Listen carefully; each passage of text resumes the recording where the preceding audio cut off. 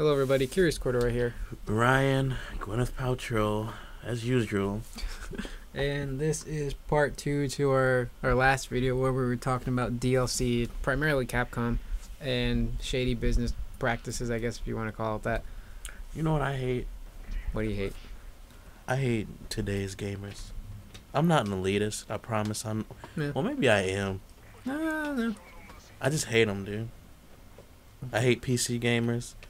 I hate people who are such fanboys, I guess. Fanboys is what you hate. Not see, there's a difference between fanboys and like elitists. Like, I don't like people who are like PC fanboys who think that console like sucks it's weird. everything, Like that's you know? not everybody, but why do PC gamers act like that? I don't know. It's I think that's mainly what I'm talking about is primarily they're ruining gaming. Primarily altogether. because they have higher quality hardware compared to consoles. Consoles are pretty much the same. Well, I don't want to be dropping $500, $600, $700 Yeah. to get a new computer every couple of years. I'd rather just buy the console, and when I see a new game coming out, it's like, You buy the okay, I game. can just buy the game. I don't have to think to myself, do I need to upgrade my computer to play this game?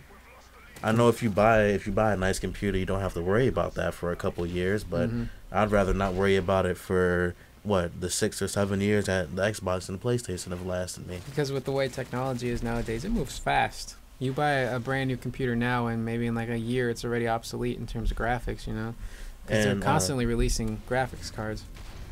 And honestly, like, it doesn't take a genius to see that games do look better on PC, but I don't think they look so much worse on console where they make playing it on the console inferior to playing on PC. Or on barrel. And I think The Witcher has definitely proven that. Like, obviously, it doesn't look as good as it did on PC, but for such old hardware, like, the game came out last year, and the 360 came out in 2000 or late 2005, and The Witcher on 360 looks pretty close to as good as it did on PC, and I think that's proof enough that consoles are still hanging in there. Because there's still a lot of power left in something like the PlayStation. You know, the PlayStation 3. There's still a lot that probably hasn't even been tapped because of the whole cell processor. You know, I think, structure. speaking of which, this might be random, but I still think the graphics in Uncharted 3 are very underrated, and not enough people have played that game and experienced it to really appreciate what they did with that game and the hardware. Like I was telling you earlier, I still think that Uncharted 3 and God of War 3 are like two of the best looking games I've ever seen. And before comments about Crysis. Well, And Crysis doesn't even look that goddamn good. yeah, I mean, like, it looks good, but it's not like, because when you think of God of War and Uncharted, they look good graphically, but it's detail too. There's a lot of detail in the graphics. It's not just pretty graphics. There's detail to it, you know?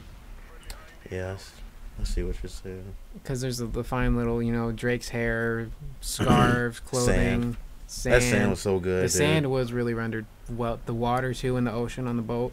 It's funny, like, seriously, the next time you're on PlayStation, put in Uncharted and Play it. go through the sand level, and I promise, get super close to your TV. If you look at the sand, every grain of sand in the ground is individually animated as it makes the hills on his footprints. That's impressive. It is very impressive. It's outrageous. I don't think the Xbox could handle something like that. The Xbox could not play. It couldn't Uncharted. render all of that. No, absolutely not. And if it did, it would be on 3 discs. Or it would red ring your 360. Oh boy, don't get me started on that. People who defend the Xbox saying that hasn't broken, But the PlayStation has the yellow light of death. How rare is that though? or just people who just defend Xbox altogether, saying I've only had to replace mine twice. Dude, I've had my Super Nintendo since And it still 92, works. and I'm pretty sure I can still play that no problem. I've- My PlayStation 1 and 2 still work. I think I've gone through, let's see, 1, 2, 3. I'm on my 360s? fourth 360. I've gone through And 3 of them. people, it's like, okay, I can understand people defending it who haven't had their Xbox stop working, but especially people who have had their Xbox broken and still say that it's a reliable piece of hardware. It's like, are you serious? I worry every time I turn my Xbox on. And that's something you shouldn't have to worry about. You Yeah. should not have to worry about that. They That should be rushed. the last thing on your mind. Because I did a whole research paper on the 360 years ago, but just reading about the production for the 360, they rushed the crap out of that thing. They didn't even play test it properly. They didn't check for heating properly. They didn't build the console itself They just probably wanted the to way be it should the have been. first to the race to get their console out there. And they did benefit from it, but they still, Or you can just go drop another $400 on a slim console that doesn't red ring as much. even the slim consoles are red ringing. There's a video on YouTube actually of a guy who he got, I think it was a black slim console the day it came out, and it red ringed on him. I So, believe it. It's bullshit. You just can't win, especially when it comes to Microsoft. and this video is almost over. I have a feeling you still have more to say. You want to make a third part? If we have time, I guess we can do that. We'll end up just doing a third part, so we'll see you guys in video triple. Absolutely.